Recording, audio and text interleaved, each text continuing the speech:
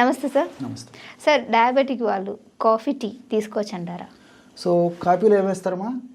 పంచదార అవును. లేకపోతే బెల్లం, కొంతమంది తాటి బెల్లం, మొత్తం మీద తీపి గలవంది కాఫీ తాగే పరిస్థితి ఉంటుందమ్మా.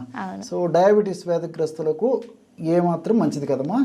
ఎప్పుడో ఒకసారి కొద్దో గొప్ప కాస్త ఆ యొక్క బెల్లము పంచదార వేసుకోవడంలో తప్పలేదు, కానీ రెగ్యులర్గా యూస్గా నంబర్ ఆఫ్ టైమ్స్ ఈ కాఫీలో కానీ టీలో కానీ ఈ యొక్క పంచదార కానీ అదేవిధంగా బెల్లం కానీ ఇలాంటి తాటి బెల్లం కానీ ఇలాంటి కలిపి రెగ్యులర్గా తీసుకోవడం మంచిది కదమ్మా.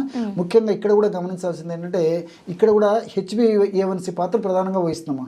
3 మాసాలకు డయాబెటీస్ వ్యాధి కంట్రోల్లో ఉన్నటువంటి పరిస్థితి HbA1c అనేటువంటి టెస్ట్ ద్వారా, అంటే 3 నెలల సగటు షుగర్ మన రక్తంలో ఎంతనో తెలుస్తుంది కాబట్టి అది కంట్రోల్లో ఉంటే HbA1c ఉండవలసినటువంటి ప్రమాణంలో ఉన్నప్పుడు కొద్దో గొప్ప ప్రమాణంలో ఈ యొక్క కాఫీలో పంచదార లేకపోతే ఈ యొక్క బెల్లం ఇలాంటి కలిపి వాడుకోవచ్చమ్మా.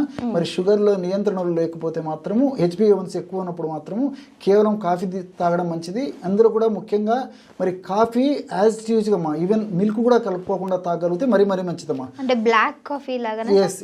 సో ఇందులో పోషకాంశాలు బాగుంటాయి, యాంటీ ఆక్సిడెంట్స్ బాగుంటాయి.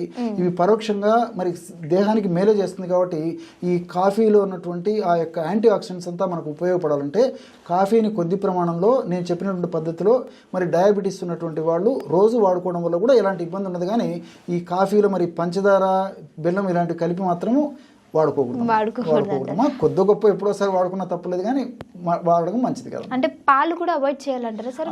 పాలు కూడా దానివల్ల ఏంటంటే ఇప్పుడు మంచి ఒరిజినల్గా పాలు దొరకడం లేదు కాబట్టి పాలు వాడుకోకుండా యాజ్ టీజ్గా మనం ఆ యొక్క కాఫీని కానీ టీని కానీ తయారు చేసుకుని వాడుకోవడం వల్ల సుగుణాలు మరీ ఎక్కువగా ఉండేటువంటి అవకాశం ఉంటుంటుంది. కాబట్టి యాజ్ యూజువల్ అలా తాగడం మంచిదని చెప్పేసి కొన్ని అధ్యయనాల ద్వారా కొన్ని అనుభవాల ద్వారా కూడా తెలుస్తుంది. ఓకే. సో మీరు ఇలా తాగమన్నారని చెప్పేసి diabetic patient black tea black coffee అని తాగుతూ ఉంటారు.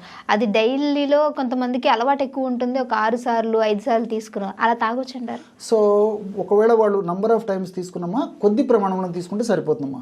మీరు అన్నట్లు మరి 4-5 సార్లు 5-6 సార్లు 7-8 సార్లు కూడా ఒక కప్పు ప్రమాణం తీసుకోకుండా మరి ఆ కాఫీ టీ ఏవైతే వాళ్ళు యాజ్ టీజ్గా దాంట్లో ఎలాంటివి కలపకుండా ఒక కషాయం లాగా తయారు చేసుకొని వాడుకుంటారో అవి మంచి సుగుణాలు ఉంటాయి కాబట్టి కొద్ది ప్రమాణంలో తీసుకోవచ్చమ్మా. ఫర్ ఎగ్జాంపుల్ ఒక 20 ml 25 ml ఇలాగా గోరువెచ్చని కాఫీ కానీ టీ కానీ 5-6 సార్లు తీసుకునే ఇబ్బంది లేదు, కానీ ఒకటేసారి 100 ml 150 ml ఇలాగా తీసుకోకూడదు. ఓకే. పరగడుపును తీసుకోవచ్చు అంటారా సార్ వీళ్ళలో? పరిగడుపున ఈ గ్యాస్ట్రిక్ ట్రబుల్ సమస్యలు ఇలాంటి సమస్యలు లేనటువంటి వాళ్ళైతే, ఎలాంటి ఇబ్బంది లేనటువంటి వాళ్ళైతే పరిగడుపును తీసుకోవడం వల్ల కూడా ఎలాంటి ఇబ్బందులు ఉండవమ్మా. ఇంకోటి మరీ మనకు ముఖ్యమైనటువంటి విషయం మనం తెలుసుకోవాల్సింది ఏంటంటే ఈ కాఫీ టీ ఇలాంటి వాటిలో థియోఫిలిన్ అనేటువంటి ఒక రసాయన పదార్థం ఉంటుందమ్మా.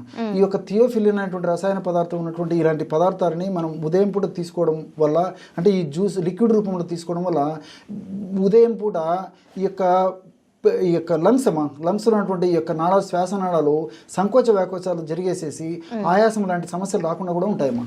Okay, thank you sir. నమస్తే.